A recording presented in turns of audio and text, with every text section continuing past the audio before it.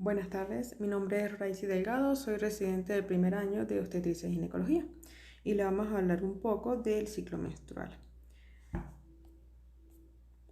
El ciclo menstrual tiene una duración de 28 a más o menos 7 días. Solamente un tercio de las pacientes tienen ciclos de 28 días y el 82% fluctúa entre el 22 y 32 días aproximadamente. El ciclo menstrual está regulado por múltiples factores que deben estar coordinados. Entre estos destacan órganos como hipotálamo, la hipófisis, hormonas como la folículo estimulante y la hormona luteinizante. Este ciclo menstrual va a tener un ciclo ovárico y un ciclo endometrial, los cuales van a estar regulados por el eje hipotálamo hipoficiario. Tenemos la regulación neuroendocrina, en la cual la regulación del ciclo menstrual está dirigida por el hipotálamo, que secreta una hormona que es la hormona liberadora de la gonadotropina, activando la hipófisis, la cual produce secreción de la hormona folículo estimulante y la luteinizante, que estas se encargan de estimular el ovario, que a su vez esta estimulación permite la selección del folículo dominante, que es el folículo con mayor número de receptores para la folículo estimulante. El folículo dominante bloquea el crecimiento de otros folículos y esto se encarga de secretar estradiol. El folículo estimulante es también encargado de la producción de inhibina. Esta es una hormona que es secretada por la granulosa, que hace feedback negativo sobre la hipófisis, está inhibiendo la secreción de la folículo estimulante y de la luteinizante.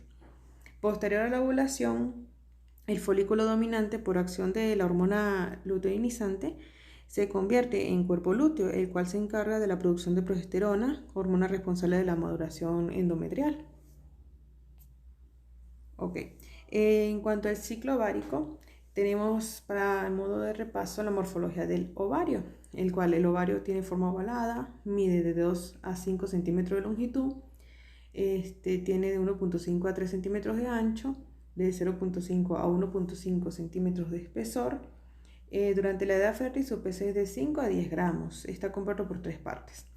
La región medular, el hilio que contiene los vasos y los nervios, y la región cortical, que es la parte externa.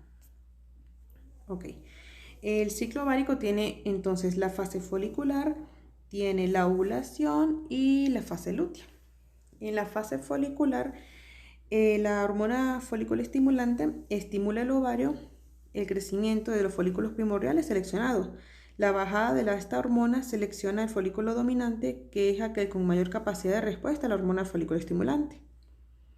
En el folículo elegido se distinguen dos capas, que es la teca y la granulosa. En cuanto a la teca, ella contiene receptores de la hormona luteinizante, las cuales responden a estímulos para sintetizar andrógenos, estos pasan a la capa de la granulosa. Y en la granulosa, como vemos en la imagen, la cual tiene receptores para la hormona folículo estimulante, contiene una aromatasa, que es la encargada de usar esos andrógenos que provienen de la teca para producir estradiol por una serie de procesos. Si los andrógenos son excesivos, se genera la inhibina, la cual es la que inhibe la hormona folículo estimulante. Ahí es donde vamos a tener entonces el feedback negativo. En cuanto a la ovulación, el pico de estradiol dispara el pico de la hormona luteinizante, el cual se provoca de 10 a 12 horas después de la ovulación.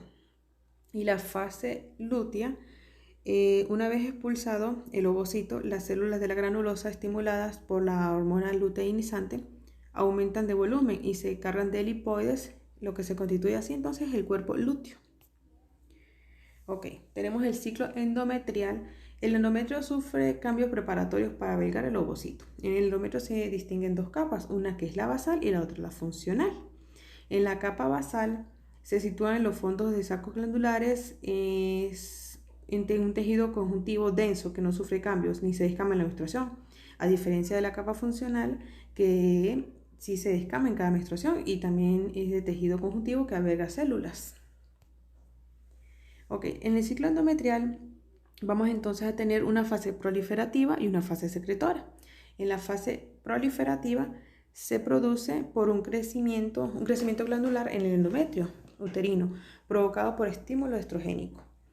Esta inicia por la descamación del endometrio, aumento progresivo del espesor. En un principio el estroma es denso, las glándulas aparecen en tubos estrechos con luces apenas aparentes.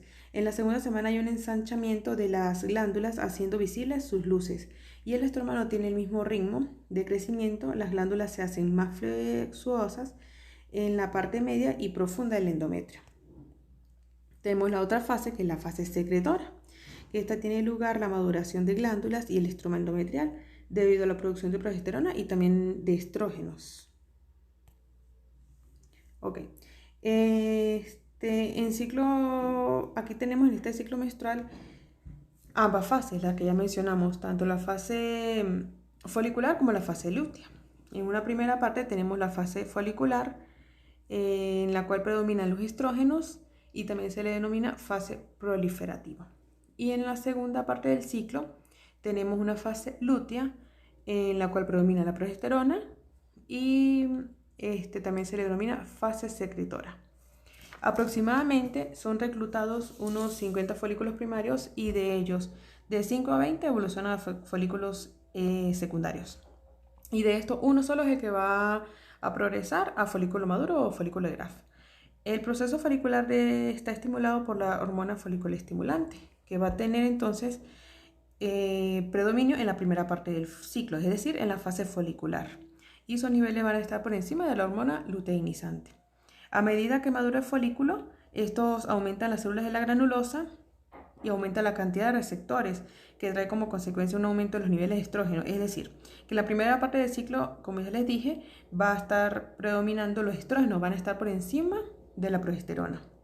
Entonces, previo a la ovulación, hay un aumento de estrógeno, como aproximadamente unas 72 horas antes, y esta va a originar un incremento de la hormona luteinizante. Este es el único momento donde hay una retroalimentación positiva, ya que este incremento ocurre de 24 a 48 antes de la ovulación.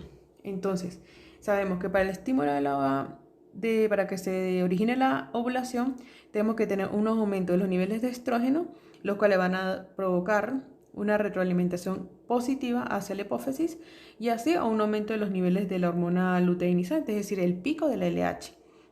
Una vez ocurra la ovulación, vamos a tener un folículo maduro que se va a transformar en cuerpo lúteo y con alto potencial de esteroidogénesis. Es decir, estas células van a tener un potencial que responden a la hormona luteinizante. Un mayor aumento de la progesterona y va a haber un punto que va a estar por encima del estrógeno. Este aumento de progesterona genera un crecimiento también del endometrio. Hay un punto que va a disminuir la producción de la hormona luteinizante y por lo tanto va a disminuir los niveles de progesterona. Y esto se origina porque el cuerpo lúteo entra en un proceso de atresia. Y hay dos posibilidades. Si hay fecundación, el huevo fecundado a medida que se desarrolla va a crear un tejido especializado llamado trofoblasto, con la capacidad de producir gonadotropina coriónica humana, la cual esta mantiene los niveles de progesterona y se origina la desiduación del endometrio. Una segunda parte sería que no se produce el embarazo y por lo tanto el cuerpo lúteo comienza a regresar y va disminuyendo los niveles de progesterona, produciéndose entonces la menstruación y se inicia un nuevo ciclo. En cuanto a las funciones de la gonadotropina, tenemos la folículo estimulante. Ella estimula el crecimiento y maduración folicular, como ya dijimos.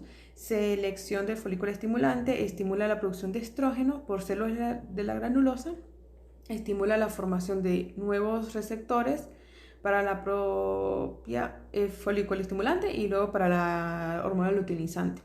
Estimula la producción de inhibina y sus receptores específicos se encuentran en las células de la granulosa. En cuanto a la hormona luteinizante, la maduración final del ovocito es una de sus funciones. Determina también la lisis del folículo para desencadenar la ovulación, induce la formación y mantención del cuerpo lúteo, que es responsable de la secreción de estrógenos y progesterona por el mismo, estimula la producción de andrógenos por células de la teca y sus receptores específicos se hallan en las células de la teca, siendo estos inducidos por la folículo estimulante y los estrógenos.